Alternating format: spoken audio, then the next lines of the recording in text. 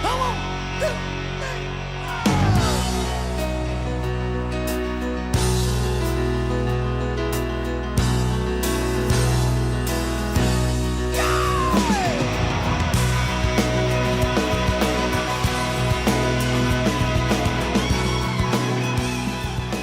Well, good morning. Welcome back to the Broadcast Retirement Network.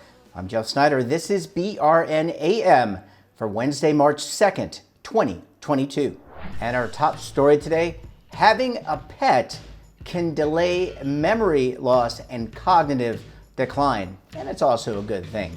Joining me now to discuss this and a lot more is Katie Dixon. She's the Shelter Program Director for the Baltimore Humane Society. Katie, it's great to see you. Thanks so much for joining us on the program this morning.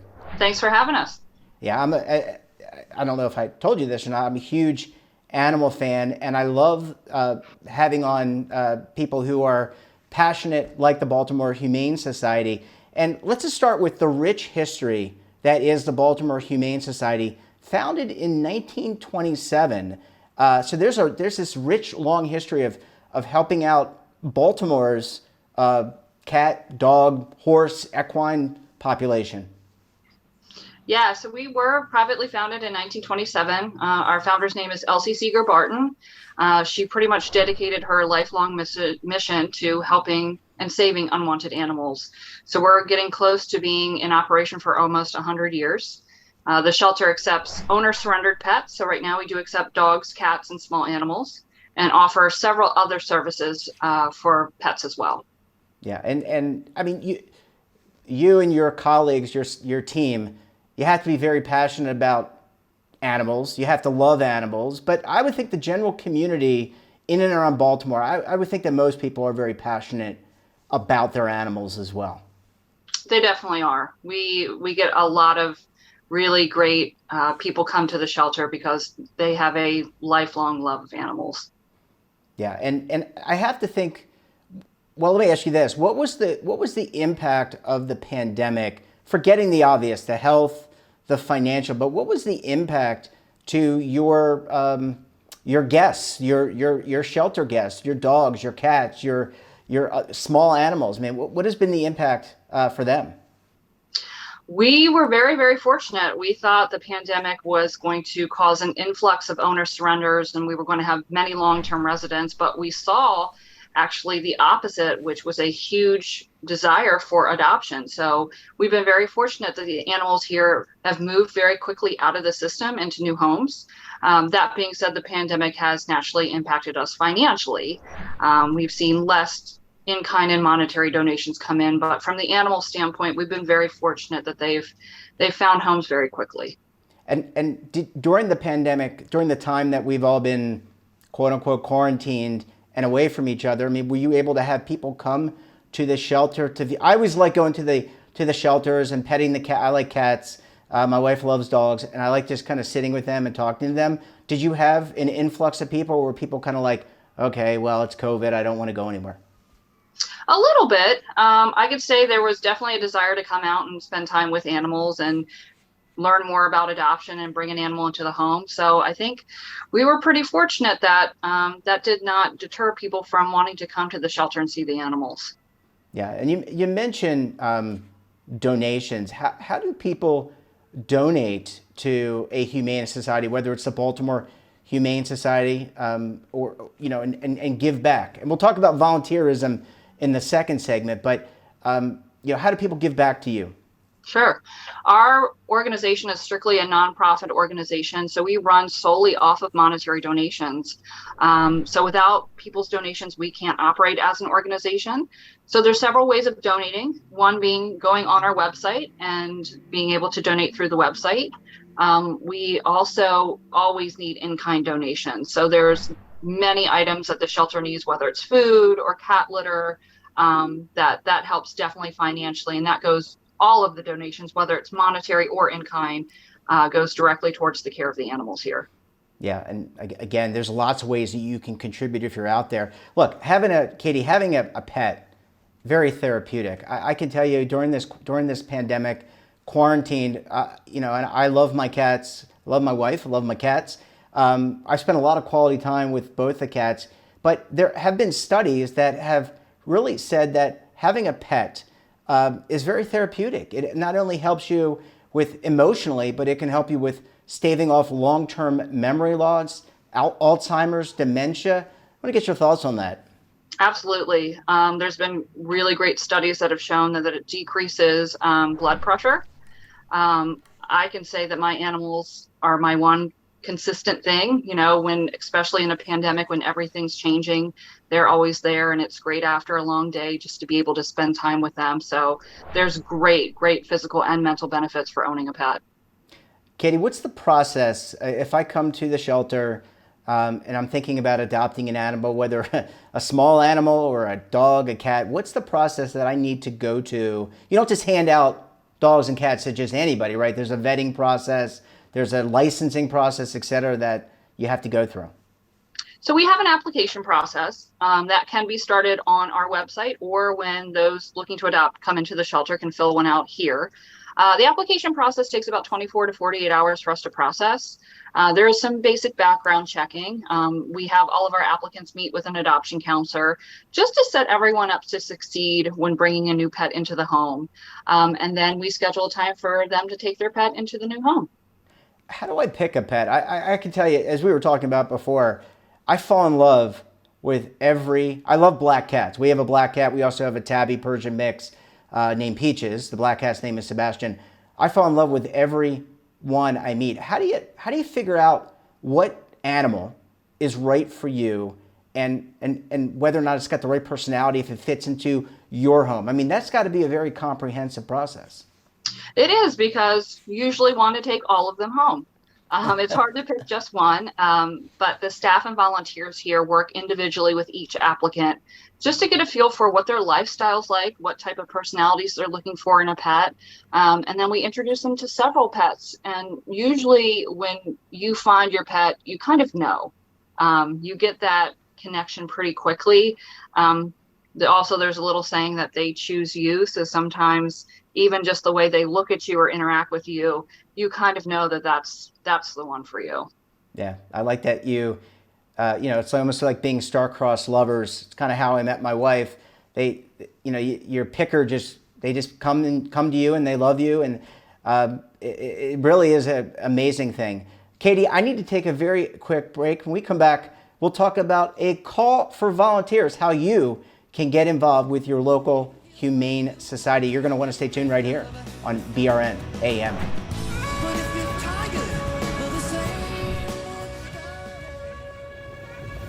Imagine a new television network that will make you richer, healthier, and in control of your financial future.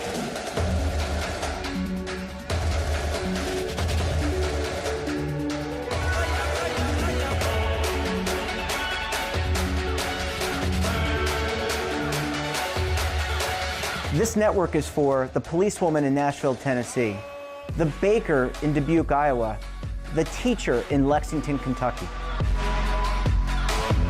We want to make the idea of savings and retirement culturally relevant. But what do you see as a defining issue of the midterms? Especially for the smaller businesses. I mean, they are the lifeblood of the American economy.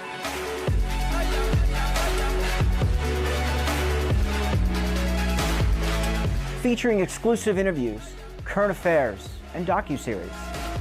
33 years old, you retired early. The philosophy is money only matters if it helps you live a life that you love. But you got to start thinking about retirement as soon as you get in. The Broadcast Retirement Network will drive very high engagement with premium partnerships. So this isn't retirement and savings for your parents or grandparents. This is for all Americans. And we're going to change the way you think about money.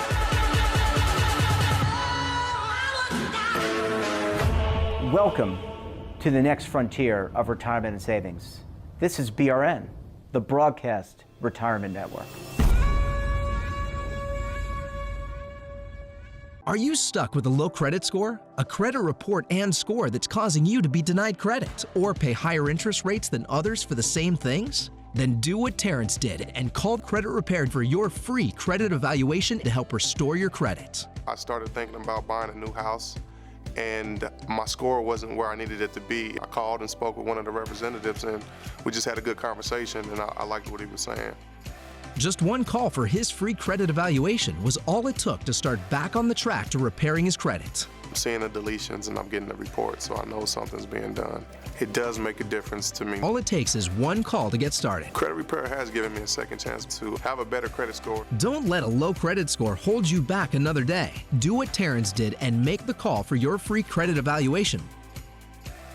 Call 800-819-4152. That's 800-819-4152. Again, 800-819-4152. Welcome back. We're talking this morning to Katie Dixon of the Baltimore Humane Society. Katie, thanks so much for staying with us this morning. Thanks for having me. This is great. I'm jealous. I've actually been to your facility when I was home in Baltimore. Baltimore, as the audience knows and you know now, is my hometown. So I've actually been there to look at the animals. Absolutely love it. But if I'm a volunteer, if I'm someone, maybe I'm in retirement, maybe I'm someone who's just looking to get out in the community and help the community, how important are volunteers to your organization? I can tell you our organization could not operate without the support of our volunteers. Our volunteers help in every capacity, whether it's cleaning, feeding, providing socialization and enrichment to the animals, which in this environment is so imperative. We have volunteers that will come in and help with data entry or process adoption applications. We even have a pet memorial park, so we do offer private burial services here. So there's a lot of grounds upkeep. So for those who like to be active and work outdoors, that's a great opportunity. But when our volunteers are here, we really want them to be a part of our team and part of our mission. And again, they are such a huge lifeline of the organization. Yeah, I mean, you just can't do it alone. You need the support of the community. Have you seen an influx of volunteers, maybe pre or post-pandemic, people of all ages just wanting to come and help out?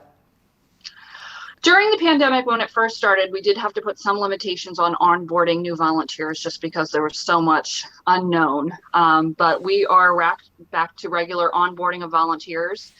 We get a lot of youth volunteers to come in and complete community service that's required for school. So once the school year starts, we definitely see an influx. But I can tell you, we never have enough volunteers. Yeah, I would imagine so. I mean, you're constantly having things to do, and I would love to do it because the interaction with the animals and people who love animals is amazing. What about educating the community? You live in the Baltimore County, Baltimore area. I would think that people there, having grown up there, I would think people are very knowledgeable about animals. But do you find yourself having to do some education about behavior, making sure that you train the animal correctly, what to do with a litter of kittens or a little litter of puppies if that comes along your way? Absolutely. We're getting into what is classified as kitten season. So we actually offer a Fostering Kittens 101 class.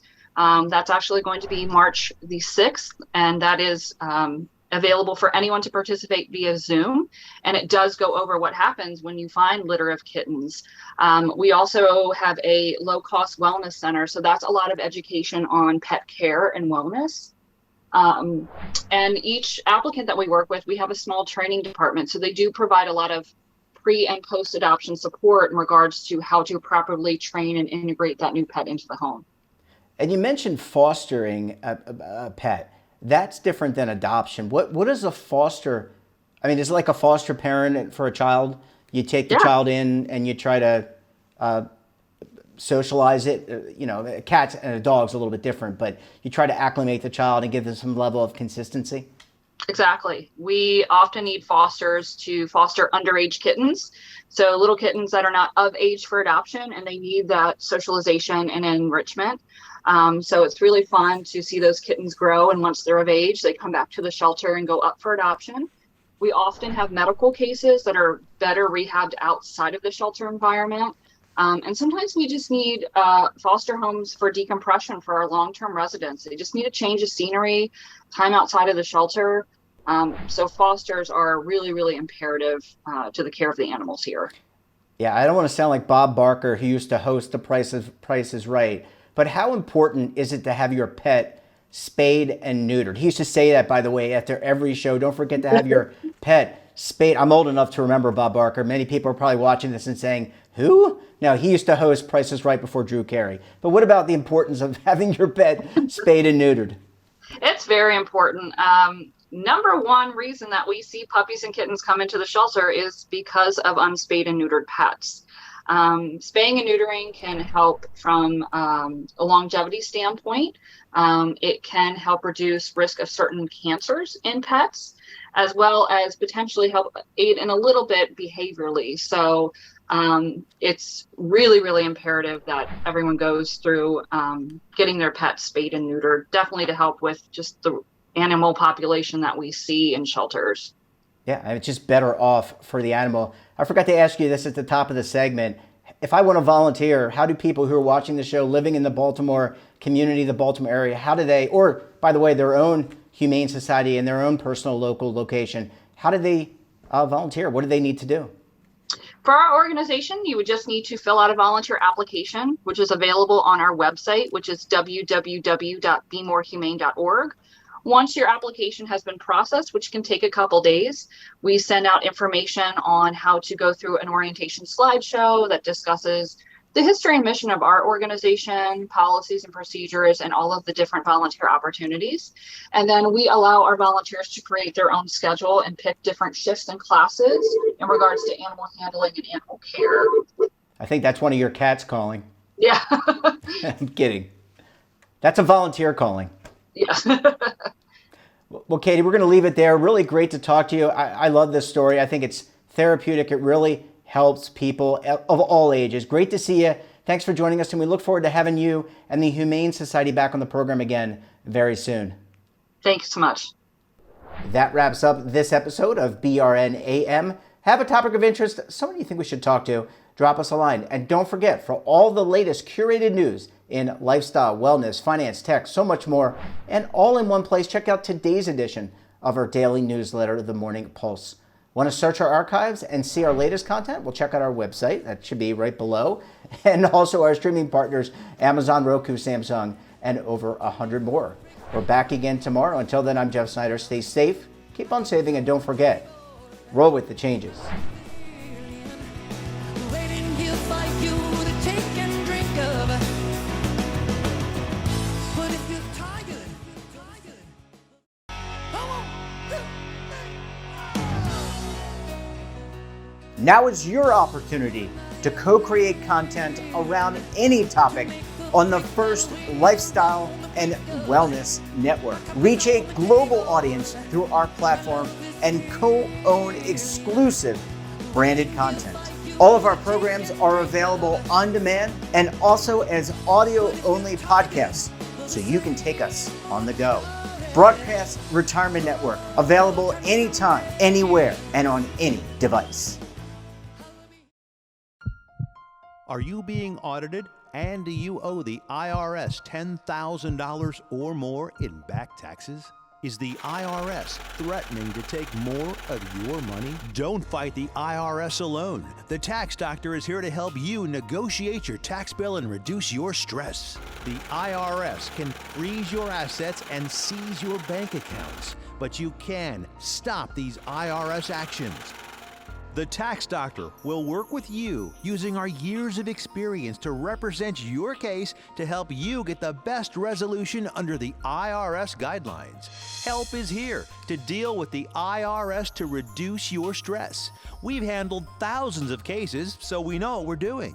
If you owe $10,000 or more in back taxes, do not call the IRS alone. Call a Tax Doctor now for a tax emergency analysis. Call 800-224-6439.